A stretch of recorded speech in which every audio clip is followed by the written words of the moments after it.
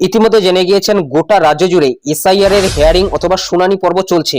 সেই শুনানি পর্বে আপনাদের কোন কোন নথি নিয়ে যেতে হবে এই বিষয়ে সম্পূর্ণ নতুন আপডেট চলে এসেছে। এতদিন থেকে কমিশনের তরফ থেকে জানানো হয়েছিল প্রায় 13টির মতো নথি হলেই হয়ে যাবে, তবে সেই 13টি নথির ভিতরে কোন কোন নথি রয়েছে প্রায় 41টির মতো নথি, সেই নথিগুলো কিন্তু প্রকাশ করা হয়েছে যে কোন কোন নথি নিয়ে গেলে হবে, অর্থাৎ যে কোনো একটি নথি। তবে বয়স হিসেবে কিন্তু নথির পরিমাণ বাড়তে পারে, অর্থাৎ কোন কোন বয়সে কি নথি লাগতে পারে সে বিষয়ে সম্পূর্ণ নতুন আপডেট চলে এসেছে। এবং যে 41টি নথির কথা বলা হয়েছে, কোন কোন নথি রয়েছে বিস্তারিত তথ্য আজকের এই ভিডিওর মাধ্যমে আপনাদের আমি জানিয়ে দিচ্ছি। তাছাড়াও হিয়ারিং অথবা শুনানির জন্য যে নোটিশ পাঠানো হচ্ছে সেই নোটিশে কি উল্লেখ করা রয়েছে, বিস্তারিত তথ্য জানার জন্য ভিডিওটি প্রথম থেকে শেষ পর্যন্ত কন্টিনিউ করুন। তো ভিডিও শুরুতেই জানিয়ে দিচ্ছি, যাদের 2002 সালের তথ্যের সাথে আনম্যাপ হয়ে আছে অথবা ম্যাপিং হয়নি, অর্থাৎ আপনার 2002 সালের তথ্য রয়েছে অথবা আপনার ডিটেলস রয়েছে কিন্তু বিএলও অ্যাপে এতদিন থেকে সেটা শো করাচ্ছিল না, সেই কারণে অনেকেরই কিন্তু হিয়ারিং এর নোটিশ এসেছে। তবে যদি আপনার সমস্ত কিছুই ঠিকঠাক থাকে, অর্থাৎ 2002 সালের তথ্য রয়েছে অথবা আপনার ম্যাপিং রয়েছে, আপনি জানেন কিন্তু বিএলও অ্যাপে সেটা শো করাচ্ছে না, সেক্ষেত্রে আপনাকে আর হিয়ারিং এ ডাকা হবে না অথবা আপনাকে আর হিয়ারিং এর নোটিশ পাঠানো হবে না, অর্থাৎ ইআরও অথবা এইআরও তরফ থেকে সেই নোটিশ সেখানেই কিন্তু রাখা হবে, আপনাকে আর হিয়ারিং এ যেতে হবে না। তবে ইতিমধ্যেই যাদের হিয়ারিং এর নোটিশ চলে এসেছে তাদেরকে হিয়ারিং এ উপস্থিত থাকতে হবে, যে তারিখটা উল্লেখ করা রয়েছে সেই নির্দিষ্ট দিনেই কিন্তু আপনাকে হিয়ারিং এ যেতে হবে। তো কোন কোন নথি আপনাকে নিয়ে যেতে হবে সে বিষয়ে সম্পূর্ণ বিস্তারিত আপনাদের জানিয়ে দিচ্ছি। তো ভিডিওটি শুরু করার আগে ছোট্ট একটি রিকোয়েস্ট, ভিডিওটিতে একটি লাইক করে দিন, চ্যানেলে নতুন হলে চ্যানেলটি সাবস্ক্রাইব করে নিন, পাশে থাকা বেল আইকনটি প্রেস করে অল নোটিফিকেশনটি অন করে দিন। যদি ফেসবুক থেকে ভিডিওটি দেখে থাকেন অবশ্যই পেজটি ফলো করতে ভুলবেন না। অন স্ক্রিন দেখতেই পাচ্ছেন checklist for document SIR hearing. এখানে প্রথমেই রয়েছে নেম অফ ইলেক্টর, এখানে কিন্তু আপনার নাম থাকবে, এসি নম্বর অর্থাৎ আপনার যে বিধানসভার নাম রয়েছে সেটা থাকবে, part number, serial number, date of birth of the elector অর্থাৎ আপনার যে জন্ম তারিখটা রয়েছে সেটা কিন্তু এখানে থাকবে, ডেট অফ হিয়ারিং যে তারিখে আপনার হিয়ারিংটা হচ্ছে অথবা শুনানিটা হচ্ছে সেই তারিখটা এখানে থাকবে। তো এই যে ফর্মটি রয়েছে অথবা এই যে চেক লিস্টটা রয়েছে এখানেই কিন্তু আপনাকে টিক দিয়ে এই যে অংশটি রয়েছে অথবা এই যে ফর্মটি আপনারা দেখতে পাচ্ছেন, এক কথায় চেক লিস্টের যে ফর্মটি রয়েছে এটা কিন্তু জমা নেবে ইআরও অথবা এইআরও। অন স্ক্রিন আপনারা দেখতে পাচ্ছেন নিচেই কিন্তু এখানে রয়েছে চেক অ্যান্ড ভেরিফাই ইআরও অথবা এইআরও, এবং এখানে কিন্তু সিল এবং সিগনেচার থাকবে, অর্থাৎ আপনি কি ডকুমেন্টস দিচ্ছেন। বয়স হিসেবে কিন্তু এখানে ডকুমেন্টসের লিস্ট রয়েছে, এবং তাছাড়াও এখানে রয়েছে প্রথমেই সেলফ, এরপরে রয়েছে ফাদার এবং মাদার অর্থাৎ বাবা মা এবং নিজের, এই তিনজন ব্যক্তিরই কিন্তু লাগতে পারে, অর্থাৎ আপনার বয়স হিসেবে সেটা। তো কোন বয়সে কোন কোন নথি লাগবে সেটা একটু পরে আপনাদের আমি জানিয়ে দিচ্ছি, তার আগে আপনাদের আমি নথিগুলো দেখিয়ে দিচ্ছি। দেখুন বাঁদিকে এখানে কিন্তু সিরিয়াল নম্বর দিয়ে প্রায় 13টি নথি উল্লেখ করা রয়েছে অথবা 12টি নথি কিন্তু এখানে আপনি দেখতে পাচ্ছেন। তো 12 থেকে 13টি নথি কিন্তু এর আগেই কমিশন জানিয়েছিল, অর্থাৎ যখনই নোটিফিকেশন বের করা হয়েছিল এসআইআর এর তখনই কিন্তু জানানো হয়েছিল। তবে এই নথিগুলোর ভিতরে কোন কোন নথিগুলো রয়েছে সেই নথিগুলো কিন্তু ইতিমধ্যেই প্রকাশ করা হয়েছে। দেখুন এখানে সিরিয়াল নম্বর রয়েছে, ক্যাটাগরি ডকুমেন্ট, এরপরে রয়েছে ডকুমেন্ট ডিটেলস, সেলফ অর্থাৎ নিজের আপনি দিলেন নাকি ফাদার অর্থাৎ বাবার দিলেন নাকি মায়ের দিলেন, যার দিলেন তার পাশেই কিন্তু এখানে টিক দেওয়া হবে। দেখুন প্রথমে রয়েছে any identity card pension payment order issued two a regular employee pensioner of any central government অথবা স্টেট গভর্নমেন্ট অথবা পিএসইউ। এখানে দুটি কিন্তু কার্ড রয়েছে অথবা দুটি কিন্তু এখানে দেখতে পাচ্ছেন ডকুমেন্ট রয়েছে। প্রথমে রয়েছে গভর্নমেন্ট আইডেন্টিটি কার্ড, এরপরে রয়েছে পেনশন পেমেন্ট অর্ডার। এই দুটির মধ্যে যদি কোনো একটি থাকে সেটা কিন্তু আপনি এখানে সাবমিট করাতে পারেন। যদি আপনার নিজের থেকে থাকে সেক্ষেত্রে সেলফের এখানে কিন্তু টিক দিয়ে দেওয়া হবে, যদি আপনার বাবার থেকে থাকে সেক্ষেত্রে বাবার, এবং যদি আপনার মায়ের থেকে থাকে সেক্ষেত্রে মায়ের। তো কাদের ক্ষেত্রে কোনটা লাগবে সেটা কিন্তু একটু পরে আপনাদের আমি জানিয়ে দিচ্ছি। তার আগে আপনারা দেখে নিন যে কোন কোন ডকুমেন্টের কথা এখানে বলা হয়েছে। এরপর দেখুন 2 নম্বর যেটা রয়েছে any identity card certificate document issued in India by the government local authorities অথবা ব্যাংকস অথবা পোস্ট অফিস অথবা এলআইসি পিএসইউ প্রিয়র 1/7/1987 অর্থাৎ 1/7/1987 অনুযায়ী কিন্তু এই নথিগুলো হতে হবে। প্রথম রয়েছে trade licence by local body অর্থাৎ লোকাল অথরিটির দ্বারা যদি আপনার ট্রেড লাইসেন্স থেকে থাকে সেক্ষেত্রে সেটা কিন্তু আপনি শো করাতে পারেন, 1/7/1987 সাল অনুযায়ী কিন্তু এটা হতে হবে। এরপরে রয়েছে এলআইসি পলিসি ডকুমেন্ট, এলআইসির যদি পলিসি ডকুমেন্ট থেকে থাকে সেটাও আপনি শো করাতে পারেন। এরপর রয়েছে পোস্টাল লাইফ ইন্স্যুরেন্স অর্থাৎ পিএলআই। এরপরে রয়েছে পোস্ট অফিস পাসবুক, যদি পোস্ট অফিসের পাসবুক থেকে থাকে সেটাও আপনি শো করাতে পারেন। ন্যাশনাল সেভিংস সার্টিফিকেট এনএসসি যদি এটা থাকে সেটাও আপনি শো করাতে পারেন। Bank passbook, bank loan document, যে কোনো ব্যাংকের আপনি পাসবুক অথবা ব্যাংকের লোন ডকুমেন্ট। তাছাড়াও বলা হয়েছে এনি ডকুমেন্ট, এগুলো ছাড়া যদি অন্য কোনো আপনার কাছে ডকুমেন্ট থাকে সেটাও কিন্তু আপনি সাবমিট করাতে পারেন। দেখুন এখানে বলা হয়েছে 1/7/1987 সালের আগে হতে হবে। এরপর 3 নম্বরে বলা হয়েছে বার্থ সার্টিফিকেট বার্থ সার্টিফিকেটের এখানে কিন্তু একটি রয়েছে, অর্থাৎ জন্মের শংসাপত্র। যদি আপনার কাছে জন্মের শংসাপত্র থাকে সেটা কিন্তু আপনি শো করাতে পারেন। যদি আপনার নিজের দেন সেক্ষেত্রে এই ঘরে, যদি আপনার বাবা দেন তাহলে এই ঘরে, এবং যদি আপনার মায়ের দেন তাহলে এই ঘরে কিন্তু টিক দেওয়া হবে। সেটা আপনার বয়স হিসেবে হবে যে আপনি কার কার এখানে নথি দিচ্ছেন। এরপরে রয়েছে 4 নম্বরে পাসপোর্ট। যে কোনো পাসপোর্ট কিন্তু হলেই হবে। দেখুন এখানে বলা হয়েছে 5 নম্বরে বলা হয়েছে মেট্রিকুলেশন সার্টিফিকেট, অর্থাৎ মাধ্যমিক পাস যদি আপনার অথবা মাধ্যমিক সমতুল্য যদি কোনো ধরনের সার্টিফিকেট থেকে থাকে সেটা কিন্তু আপনি এখানে সাবমিট করাতে পারেন। এরপরে বলা হচ্ছে এনি আদার বোর্ড অথবা ইউজি পিজি ডিপ্লোমা সার্টিফিকেট। 5 নম্বরে এটা বলা হয়েছে মেট্রিকুলেশন অথবা এডুকেশনাল সার্টিফিকেট, অর্থাৎ শিক্ষাগত যোগ্যতার যে সার্টিফিকেট রয়েছে সেখানে কিন্তু এই জিনিসগুলো বলা হয়েছে। এরপর 3 নম্বরে বলা হয়েছে স্কুল লিভিং সার্টিফিকেট, বিদ্যালয় ছাড়ার যে আপনার শংসাপত্র রয়েছে সেটাও কিন্তু আপনি দিতে পারেন।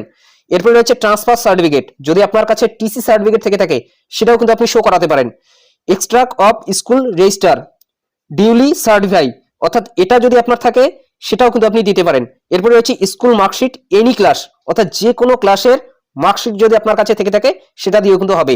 দেখুন প্রথমেই কিন্তু বলা হয়েছিল মেট্রিকুলেশন সার্টিফিকেট অর্থাৎ মাধ্যমিক পাস সার্টিফিকেট, তবে যদি আপনার কাছে অন্য কোনো ক্লাসের সার্টিফিকেট থেকে থাকে সেটা কিন্তু আপনি শো করাতে পারবেন। দেখুন এখানে বলা হয়েছে স্কুল মার্কশিট এনি ক্লাস, অর্থাৎ যে কোনো ক্লাসের।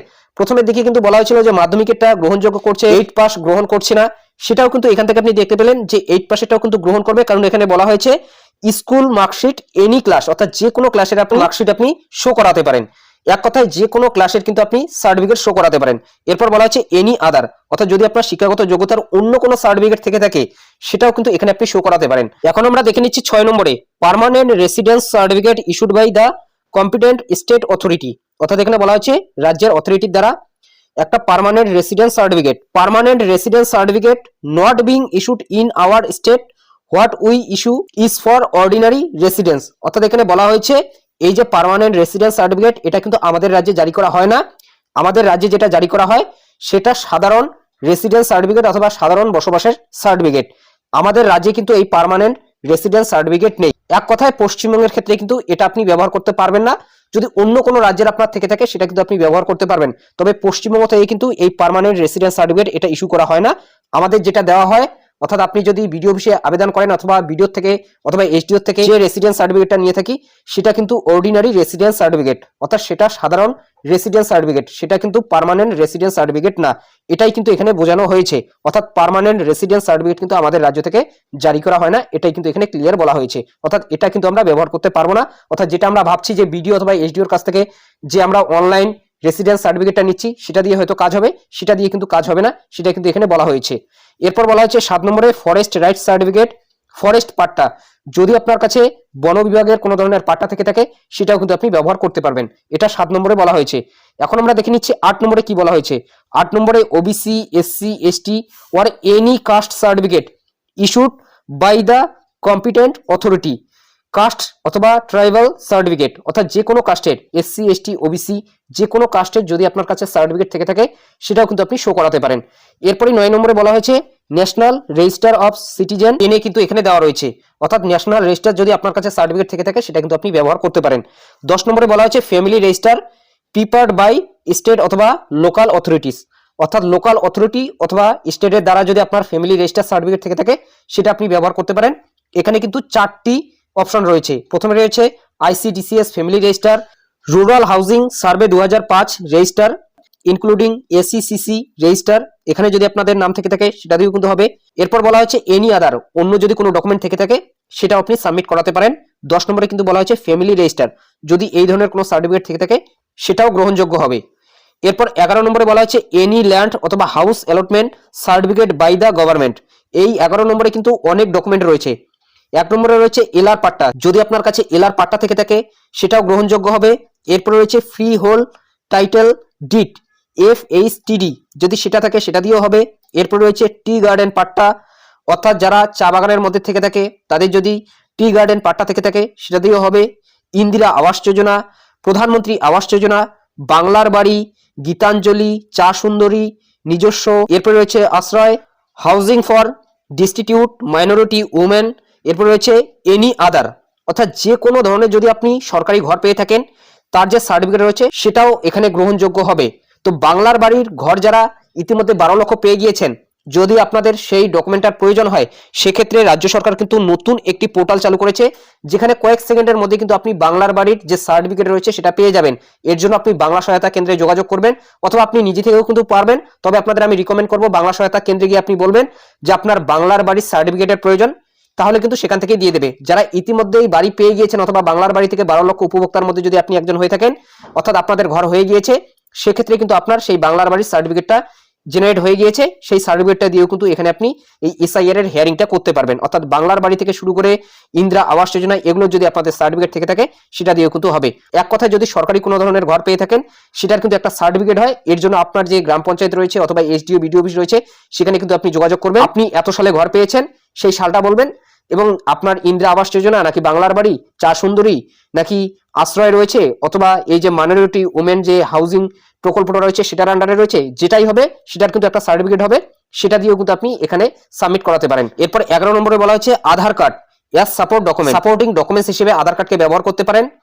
আধার কার্ড দিয়ে কিন্তু আপনি প্রমাণ করতে পারবেন না, আধার কার্ডের সাথে এই ডকুমেন্টসগুলোর মধ্যে যে কোনো একটি ডকুমেন্টস কিন্তু লাগবে, অর্থাৎ উপরের যে ডকুমেন্টসগুলো রয়েছে। এরপর 12 নম্বরে বলা হচ্ছে extract of the electoral role, extract of the electoral role of Bihar SIR with reference to 1/7/2025 সালের যে বিহারের এসআইআর এর ফাইনাল লিস্টটা রয়েছে। এক কথায় সর্বশেষ এসআইআর যে বিহারে হয়েছে 1/7/2025 সালে যে ফাইনাল লিস্টটা প্রকাশ করা হয়েছে, সেখানকার যদি কোনো ধরনের রেফারেন্স আপনি দিতে চান সেটা দিয়েও কিন্তু আপনি পারবেন। মূলত বুঝতে পারছেন এই 41টির মতো কিন্তু ডকুমেন্টস রয়েছে। এই 41টি ডকুমেন্টসের মধ্যে যে কোনো একটি ডকুমেন্টস সাবমিট করালেই হবে। তবে বয়স হিসেবে কিন্তু ডকুমেন্টস বাড়তে পারে, অর্থাৎ বাবা মায়েরও কিন্তু ডকুমেন্টস লাগতে পারে, অর্থাৎ নিজের ডকুমেন্টসের সাথে সাথে বাবা মায়েরও কিন্তু ডকুমেন্টস লাগতে পারে। তো কোন কোন বয়সে কাদের কাদের ডকুমেন্টস লাগবে সেটা এখন আমরা দেখে নিচ্ছি। এখানে কিন্তু সমস্ত ধরনের ডকুমেন্টস রয়েছে, এবং এখানে দেখতে পাচ্ছেন check and verify, signature of ERO, ERO এবং এইআরও এখানে সিল দিয়ে দিবে। এই যে চেকলিস্টটা দেখতে পাচ্ছেন এটা আপনাকে হিয়ারিং এ গিয়ে কিন্তু দেওয়া হবে, অথবা হিয়ারিং এ কিন্তু ইআরও অথবা এআরও যে রয়েছে ওনারা কিন্তু এটি পূরণ করে দেবে। যে নথিগুলো দেখতে পেলেন সেই নথিগুলোর মধ্যে যে কোনো একটি নথি দেখালে কিন্তু হয়ে যাবে। তবে বয়স হিসেবে কিন্তু নথি বাড়তে পারে, অর্থাৎ বাবা মায়েরও কিন্তু নথি লাগতে পারে। যদি আপনার জন্ম তারিখ 1/7/1987 সালের আগে হয়ে থাকে সেক্ষেত্রে আপনার জন্ম তারিখ অথবা জন্মস্থান প্রমাণের জন্য আপনার নিজের যে কোনো একটি কিন্তু নথি লাগবে। যে নথিগুলো আপনাদের দেখিয়ে দিলাম সেই নথিগুলোর মধ্যে যে কোনো একটি নথি, এবং আপনার জন্ম তারিখ যদি 1/7/1987 থেকে 2/12/2004 সালের মধ্যে হয়ে থাকে সেক্ষেত্রে আপনার নিজের যে কোনো একটি নথি লাগবে, এবং বাবা অথবা মা, হয় আপনার বাবার দিতে পারেন না হলে মায়ের দিতে পারেন, যে কোনো একটি নথি। যে নথিগুলো দেখতে পেলেন সেই নথিগুলোর মধ্যেই যে কোনো একটি নথি, হয় আপনার বাবার দিতে পারেন না হলে মায়ের দিতে পারেন। অর্থাৎ যদি আপনার জন্ম তারিখ 1/7/1987 থেকে 2/12/2004 সালের মধ্যে হয়ে থাকে সেক্ষেত্রে আপনাকে কিন্তু দুটি ডকুমেন্ট দিতে হবে। একটি আপনার বাবা অথবা মায়ের, হয় আপনি বাবার দিতে পারেন না হলে মায়ের দিতে পারেন, এবং আরেকটি নিজের। এবং যদি আপনার জন্ম তারিখ 1/7/1987 সালের আগে হয়ে থাকে সেক্ষেত্রে শুধুমাত্র আপনার নিজের দিলেই হয়ে যাবে, সেখানে কিন্তু আপনাদের বাবা মায়ের লাগবে না। এবং যদি আপনার জন্ম তারিখ 2/12/2004 সালের পরে হয়ে থাকে সেক্ষেত্রে 3 জন ব্যক্তির লাগবে। একটি হচ্ছে আপনার নিজের যে কোনো একটি নথি সেই নথিগুলোর মধ্যে, এবং আরেকটি আপনার বাবার সেই নথিগুলোর মধ্যে যে কোনো একটি নথি, এবং আরেকটি আপনার মায়ের সেই নথিগুলোর মধ্যে যে কোনো একটি নথি, যে নথিগুলো আপনাদের আমি দেখিয়ে দিলাম। অর্থাৎ যদি আপনার জন্ম তারিখ 2/12/2004 সালের পরে হয়ে থাকে সেক্ষেত্রে আপনাকে কিন্তু 3টি নথি লাগবে। একটি আপনার নিজের জন্মস্থান অথবা জন্ম তারিখ প্রমাণের জন্য যে কোনো একটি নথি, যে নথিগুলো আপনি দেখতে পেলেন, একটি আপনার বাবার এবং আরেকটি আপনার মায়ের, অর্থাৎ 3 জন ব্যক্তির লাগবে যদি আপনার জন্ম তারিখ 2/12/2004 সালের পরে হয়ে থাকে। এটাই কিন্তু ছিল বয়স হিসেবে নথির তালিকা, অর্থাৎ বয়স হিসেবে কাদের কোন নথি লাগবে সেটা কিন্তু এখানে জানানো হয়েছে। চলুন এখন আমরা দেখে নিচ্ছি এসআইআর এর যে হিয়ারিং এর নোটিশটা পাঠানো হচ্ছে সেই নোটিশে কি কি উল্লেখ করা রয়েছে। এখানে প্রথমেই নোটিশ নম্বর থাকছে। নোটিশ কিন্তু এখানে বলা হয়েছে নির্বাচকের নাম, অর্থাৎ আপনার নাম থাকবে, এপিক নম্বর, বিধানসভার নম্বর, পার্ট নম্বর, ক্রমিক নং, ঠিকানা কিন্তু এখানে থাকবে। এখানে একটি কিউআর কোড থাকবে, এবং 1 নম্বরে বলা হয়েছে আপনার বিধানসভা ক্ষেত্রে বিশেষ নিবিড় সংশোধন এসআইআর এর কাজ চলছে, আপনার যথাযথভাবে স্বাক্ষরিত গণনা ফর্ম গৃহীত হয়েছে এবং নিম্নলিখিত বিষয়গুলি পর্যবেক্ষণ করা হয়েছে। আপনি আপনার বা আপনার আত্মীয় সম্পর্কিত এমন কোনো বিবরণ প্রদান করেননি যা আপনাকে বা আপনার আত্মীয়কে পূর্ববর্তী এসআইআর এর সমস্ত প্রস্তুত করা ভোটার তালিকার একজন নিবন্ধিত ভোটার হিসেবে প্রমাণ করতে পারে। এক কথায় যাদের 2002 সালের কোনো ধরনের লিঙ্ক পাওয়া যায়নি তাদেরকে কিন্তু প্রথমে এই ধরনের নোটিশ পাঠানো হয়েছে এবং তাদেরকে কিন্তু হিয়ারিং করা হচ্ছে। 2 নম্বরে বলা হয়েছে পূর্ববর্তী এসআইআর এর সমস্ত প্রস্তুত ভোটার তালিকার সাথে কোনো মিল না থাকা বা সম্ভবত ভুল মিল থাকার পরিপ্রেক্ষিতে আপনাকে অনুরোধ করা হচ্ছে যে আপনি নিম্ন স্বাক্ষরকারীর সামনে উপস্থিত হন। এখানে কিন্তু তারিখটা উল্লেখ করা রয়েছে এবং এখানে কিন্তু সময়টা উল্লেখ করা রয়েছে এবং কোথায় আপনাকে যেতে হবে সেটা কিন্তু এখানে বলা হয়েছে। এরপর এখানে বলা হয়েছে চূড়ান্ত ভোটার তালিকায় আপনার নাম বজায় রাখার জন্য দয়া করে জেনে রাখুন যে আপনার জমা দেওয়া নথিপত্রগুলি তাদের সত্যতা যাচাইয়ের জন্য পাঠানো হবে। এরপর 3 নম্বরে বলা হয়েছে কোনো অসুবিধা হলে বা আরো সহায়তার জন্য আপনি নিজের আপনার বুথ স্তরের আধিকারিক বিএলওর কাছে যেতে পারেন। এখানে কিন্তু আপনার বিএলওর নম্বর এবং নাম কিন্তু থাকবে এবং এখানে কিন্তু কল বুকিংও করতে পারেন, সেটাও কিন্তু বলা হয়েছে। মূলত বুঝতেই পারছেন এই ধরনের কিন্তু নোটিশ পাঠানো হচ্ছে এবং এখনো কিন্তু নোটিশ পাঠানোর কাজটা জারি রয়েছে। অনেকের ক্ষেত্রে কিন্তু এখনো পর্যন্ত নোটিশ আসেনি, নোটিশ কিন্তু আসবে। তবে ইতিমধ্যে অনেকেই কিন্তু নোটিশ পেয়ে গিয়েছে। এই ধরনের কিন্তু নোটিশ দেওয়া হচ্ছে কত তারিখে আপনাকে হিয়ারিং এ যেতে হবে অথবা শুনানিতে যেতে হবে, এইভাবে কিন্তু নোটিশের মাধ্যমে জানানো হচ্ছে। এক কথায় যাদের আনম্যাপ অথবা ম্যাপিং হয়নি ঠিকঠাক তাদের ক্ষেত্রে কিন্তু এই নোটিশটা পাঠানো হচ্ছে, অথবা যারা 2002 সালের কোনো ধরনের তথ্য দিতে পারেনি তাদের ক্ষেত্রে কিন্তু এই নোটিশটা আসছে। তো এটাই আপডেট দেওয়া ছিল। এই বিষয়ে আপনাদের কি মতামত অবশ্যই কমেন্ট বক্সে জানাতে ভুলবেন না। যদি ভিডিওটি ভালো লাগে একটি লাইক করে দেবেন, চ্যানেলে নতুন হলে চ্যানেলটি সাবস্ক্রাইব করে নিয়ে পাশে থাকা বেল আইকনটি প্রেস করে অল নোটিফিকেশনটি অন করে দেবেন।